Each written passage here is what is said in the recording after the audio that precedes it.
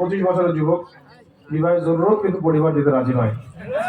তাহলে এই প্রবলেম তো আপনার একার না, এই প্রবলেম তো বাংলাদেশের প্রায় কোটি কোটি যুবকের একই সমস্যা।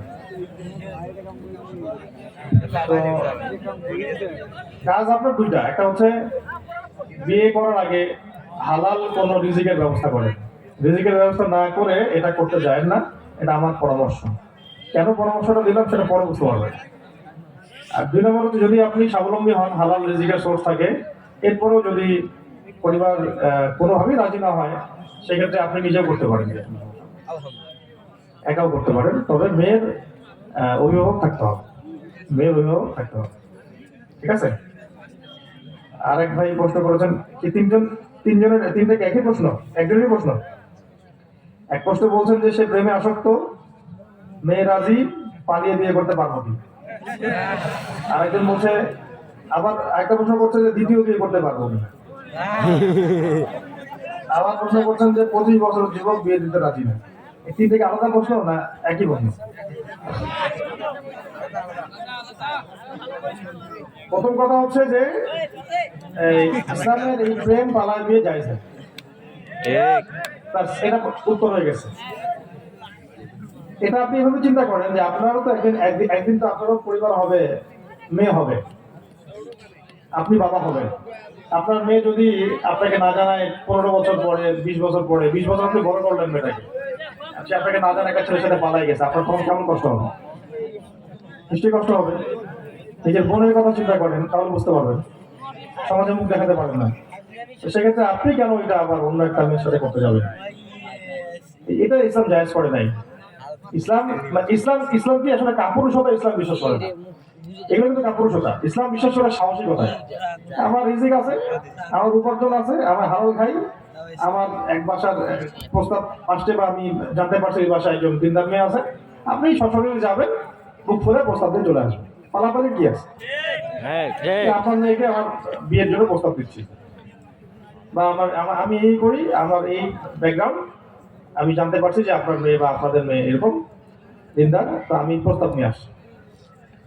রাজি না হলে নাই, তাদের তাদের ব্যর্থতা। যদি দিনদার কোনো ছেলে রাজি প্রস্তাব তারা ফিরাই দেয়, তাহলে জেনা ছড়ানোর দায় তাদের উপর পড়তে হবে, ঠিক আছে? এটা তো হাদিসেও আসছে, জেনা ছড়ানোর দায় তখন তাদের উপর পড়তে হবে। তো কিন্তু আমাদের কাজ হবে সাহসিকতা, কাপুরুষতার কাজ নাই আমাদের, এগুলো কাপুরুষতার কাজ। নিয়ে পালা যাওয়ার মধ্যে কি ক্রেডিট আছে? আর যে মেয়ে আপনার সাথে গেল পালায়, তার বাবাকে ধোকা দিয়ে, কালকে সে আপনাকে ধোকা দিয়ে আরেকজনের সাথে যাবে না, কি গ্যারান্টি? কোনো গ্যারান্টি নেই। কোনো গ্যারান্টি আছে? অতএব এগুলোতে যাবেন না। আর আমার পরামর্শ দুইটা, এক হচ্ছে আগে উপার্জন করেন, তারপরে সাহসিকতার সাথে প্রস্তাব দেন। এটাতে না হলে ওটাতে হবে, এটা না হলে ওটাতে হবে, হবে ইনশাআল্লাহ। আল্লাহ পাক যেখানে লিখে রাখছেন সেটা হবে ইনশাআল্লাহ, ঠিক আছে? আর দ্বিতীয় বিয়ের যেটা বিষয় বলছেন, এটাতে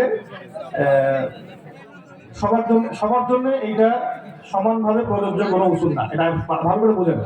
এই উসুলটা, এই আমলটা সবার জন্য সমানভাবে প্রযোজ্য না। যারা ছড়াই দিচ্ছে বা দিয়েছে যে 4টা বিয়ে করা সুন্নত, এটা ভুল কথা। 4টা বিয়ে করা সুন্নত না, সবার জন্য 4টা বিয়ে করা সুন্নত না। ভালো করে মাথায় ঢোকান এটা।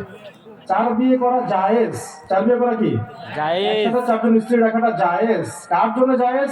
যার সেই সামর্থ্য আছে তার জন্য জায়েজ। যার সেই সামর্থ্য নেই তার জন্য এটা উল্টা হারাম। যা একজন ব্যক্তি একজন স্ত্রীকে সন্তুষ্ট করতে পারে না, সে কি 4জনকে পারবে? আর সেজন্যই 4টা বিয়ে করে হারাম তার জন্য। একজন ব্যক্তি 2জনকে মেনটেন করতে পারে না, তার অর্থনৈতিক সেই সামর্থ্য নাই, আর 4টা নিয়ে বসে আছে, সে তো একজনকে খাওয়াইতে পারে না, 2জনকে খাওয়াইতে পারে না, 4জনকে পারবে কিভাবে? তখন এটা হবে জুলুম। এটা কি হবে?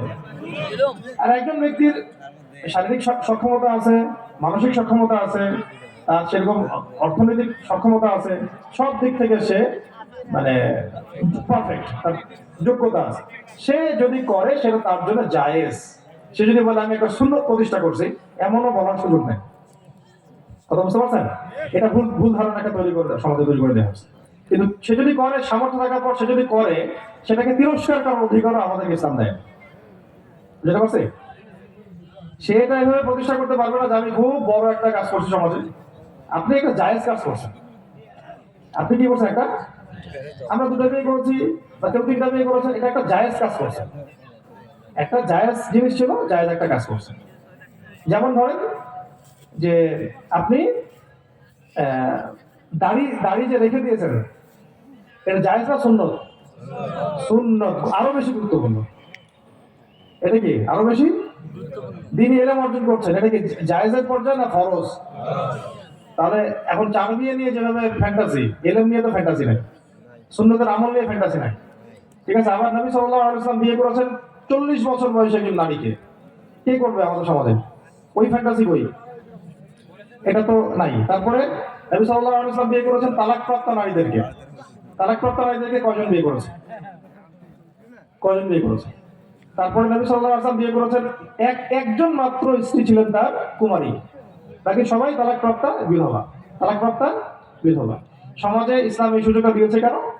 কারণ সমাজের লক্ষ লক্ষ তালাকপ্রাপ্তা বিধবা মেয়েরা যেন স্বামী পায়, এই জন্য দিয়েছে ইসলাম।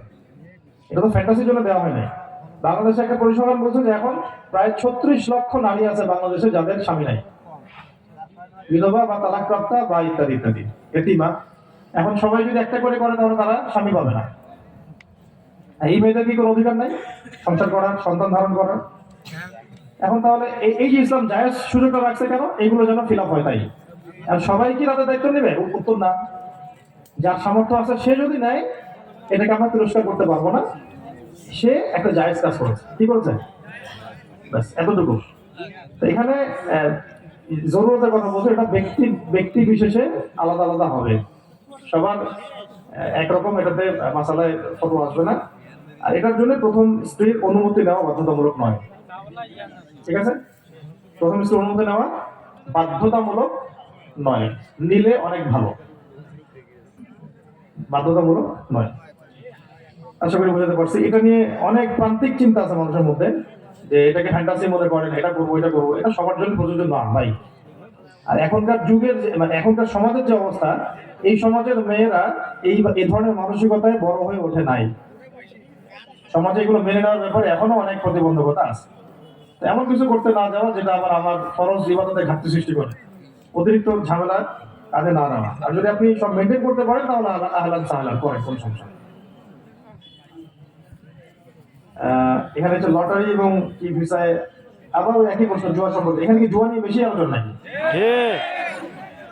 আল্লাহ, এখানকার যারা প্রশাসনের লোকজন আছেন, মেম্বারশিপ, চেয়ারম্যানশিপ, তারা এগুলো আপনাদের দেখা উচিত। এগুলো তাহলে আপনাদেরকে বড় জবাবদিহিতা করতে হবে, বড় জবাবদিহি করতে হবে। একটা হচ্ছে নিজে পাপ করা, একটা হচ্ছে পাপের সুযোগ তৈরি করে দেওয়া। নিজে পাপ করে একটা ব্যক্তি গোপনে করছে, সেটা না আল্লাহর কাছে মাফ চেয়ে নিল, পাপের পরিবেশ তৈরি করে দিচ্ছেন, আরো জঘন্য গুনাহ করতেছেন। আল্লাহ পাক আপনাদের বুঝান করেন। একবার প্রশ্ন করেছেন যে এখন যারা মারা যাচ্ছে তাদের কবর আযাব, কিয়ামতের দিনের আগে যারা মারা যাবে তাদের কবর আযাব সময় চলে যাবে। আচ্ছা, এটা আসলে আপনার বোঝের ভুল।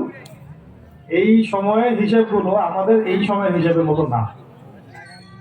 ঠিক আছে, এটা সম্পূর্ণ আল্লাহ রাব্বুল আলামিনের ইলমে গায়েবের মধ্যে আছেন, যে এটা কিভাবে আল্লাহ পাক কোন জগতে কিভাবে শাস্তি দেন ইলিনে সিজিনে, এটা বোঝার মতো আমাদের জ্ঞান আল্লাহ পাক দেন নাই। ইমানের বিষয় বিশ্বাস করতে হবে, এই পর্যন্ত থাকে খালাস। এইগুলো নিয়ে বেশি ভাবতে যাবে, মাথা খারাপ হয়ে যাবে। ঠিক আছে, একজন মানুষ যখন পানিতে ডুবে মারা গেছে, পানিতে ডুবে মারা গেলেও তার কবরের সওয়াল জবাব তো হবেই। কিভাবে হবে? সে তো মাটি পায় নাই। যদি প্রশ্ন করেন তো মাটি দাফন করা হয় নাই, কিভাবে দেওয়া হবে? এটা বারজাখের জগতে আল্লাহ কিভাবে করবেন আল্লাহ জানেন, আমরা জানি না, আমরা এই জগৎটা দেখি নাই।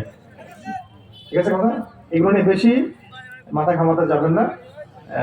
যতটুকু ইমান রাখার বা ইমান রাখা। যারা মানুষের টাকা প্রতারণা করে বাটপাড়ি করে তাদের কি হবে? ওই যে হাক্কুল ইবাদে পড়ে যাবে, সে আমাদের মাঠে নেকি দিয়ে শোধ করতে হবে।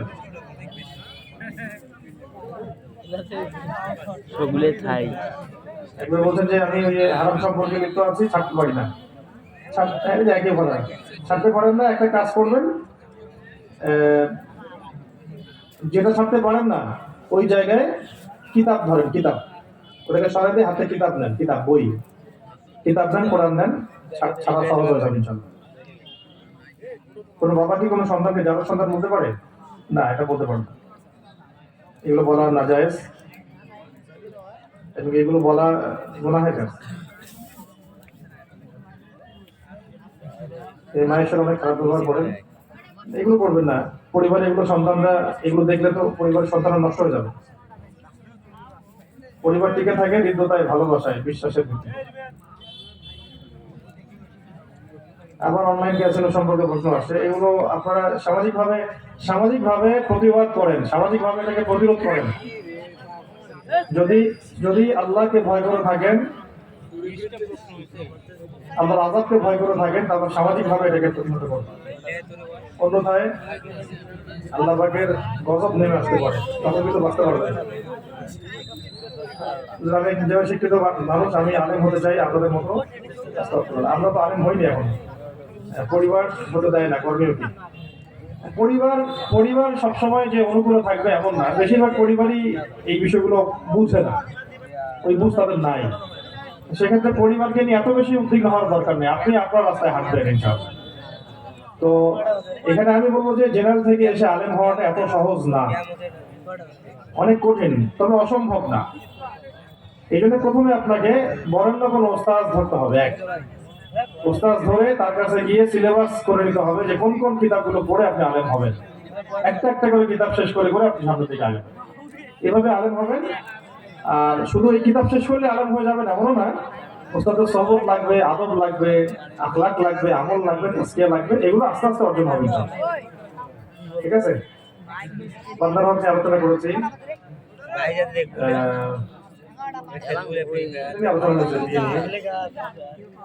বর্তমানে অনেক ইসলামিক দল তাদের দলে যোগ দেওয়ার জন্য আহ্বান জানাচ্ছেন। সঠিক দল চেনার উপায় কি? আমি সঠিক বেঠিকের বিষয় যাচ্ছি না। ইসলামিক যে দলগুলো কাজ করছেন তাদের সাথে আপনারা সুসম্পর্ক বজায় রাখবেন, প্রথম কথা হচ্ছে। এখন যদি আপনি কোনো দলে শরীক হন, আমি বলবো যে হলে কোনো সমস্যা নাই, তবে খেয়াল রাখবেন যে আপনার দলের উসুল, আকীদা, উসুল, মানহাজটা যেন আহলে সুন্নাহ ওয়াল জামায়াতের বিপরীত কিছু না হয়, এটা খেয়াল রাখা। আর সবসময় খেয়াল রাখবেন যে উলামায়ে কেরাম কাদের সাথে আছে, এই কথাটা খুব ভালো করে মাথায় ঢোকান। এটা আজকের শেষ কথা আলোচনা। সবসময় হক আর বাতিলকে পার্থক্য করার জন্য এটা দেখবেন না যে ফেসবুকে কাকে মানুষ বেশি ফলো করে, ঠিক আছে, ইউটিউবে কার লেকচার বেশি মানুষ দেখে, আহলে ফেসবুক ওয়াল জামাতে কে বেশি পপুলার, এগুলো দেখতে যাবেন। আপনারা দেখবেন ওলামায়ে কেরাম কাকে বড় মুরব্বী আলেম মনে করে। বুঝতে পারছি কি? আমি এখন তালেবে ইলম বা ৮-১০ জন ভাই হয়তো তালেবে ইলমও না, তারা পড়াশোনা শুরু করে নাই, তারা কার পিছনে ছুটছে, এটা ততটা বড় কথা না। যতটা বড় কথা হচ্ছে বড় বড় ওলামায়ে কেরামগণ কাকে মুরব্বী মনে করছে। আমি বুঝতে পারলাম? আপনারা দেখবেন ওলামায়ে কেরামগণ তার জুতা বহন করছেন, ওই জুতার মালিকের কাছে আপনি দৌড় দেন এবং তাদের সাথে আপনি থাকেন। এটা দেখবেন না যে সঙ্গপালের মতো মানুষ তার পেছনে দৌড়াচ্ছে। আদনান ভাই লস করতেছে, তার পেছনে লাখ লাখ ফলোয়ার্স, এটা আপনি দেখতে যাবেন। আপনি দেখবেন আদনান ভাই কার পেছনে দৌড়াচ্ছে এলেম নেওয়ার জন্য। বুঝতে পারছি কি? আমি একটা এক্সাম্পল দিলাম। আমি আলেম না, আমি তালেব আলেম হওয়া কত কঠিন, আর এটার যে কত বড় স্তর আছে, এটা কিছুটা কেবল বুঝতে শিখছি আর কি। আমি কিছুটা কেবল বুঝতে শিখছি। তো এটা দেখবেন না যে অনলাইনে অফলাইনে বিভিন্ন জায়গায় মানুষ কোন কোন সেলিব্রিটি, কোন কোন বক্তা, কোন কোন মানুষের পিছনে বেশি দৌড়ায়, এটা মূল মানদণ্ড না। মানদণ্ড হচ্ছে উলামায়ে কেরাম, আহলুল ইলম, সাহিবুল ইলম, তারা কাকে মুরব্বী মনে করে, কার কাছে দৌড়ায়। বুঝতে পারছি? আর একটা বিষয়, আমাদের সবার সৌভাগ্য যে বাংলাদেশের প্রত্যেকটা ঘরানার মধ্যেই, প্রত্যেকটা জেলার মধ্যেই, জেলা, বিভাগ, থানা, ইউনিয়ন, সব জায়গাতেই মুহাক্কিক আলেমদের জামায়াত আছে আলহামদুলিল্লাহ। এবং কওমি মাদ্রাসাগুলো আছে, আমাদের আকাবেরগণ আছেন, মুরব্বীরা আছেন, এটা আমাদের বড় সৌভাগ্যের বিষয়। তো এখানে তো বিভ্রান্ত হওয়ার সুযোগ খুব কম। চোখ কান খোলা রাখলেই তো বোঝা যায় যে ইনশাআল্লাহ কারা হকের উপর আছে, কারা স্যাক্রিফাইস করেছে, কারা জীবন দিচ্ছে, কারা মাঠে আছে। এগুলো বিবেচনা করে আমরা সামনের দিকে যাবো ইনশাআল্লাহ।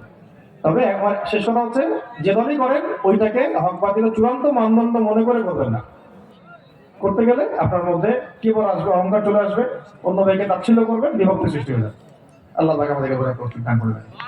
আজকের মতো এটা থাকলো ইনশাআল্লাহ। আকুলু কওলি হাযা আস্তাগফিরুল্লাহ লি ওয়া লাকুম ওয়া লিসাইরিল মুসলিমিন। বারাকাল্লাহু লানা ওয়া লাকুম বিল আয়াতিল হাকীম ইন্নাহু তাআলা জাওয়াদুন কারীম ওয়া রাউফুর রহিম। সবাই একটা দোয়া পড়ি, সুবহানাকা আল্লাহুম্মা ওয়া বিহামদিকা নাশহাদু আন লা ইলাহা ইল্লা আনতা নাস্তাগফিরুকা ওয়া নাতুবু ইলাইক।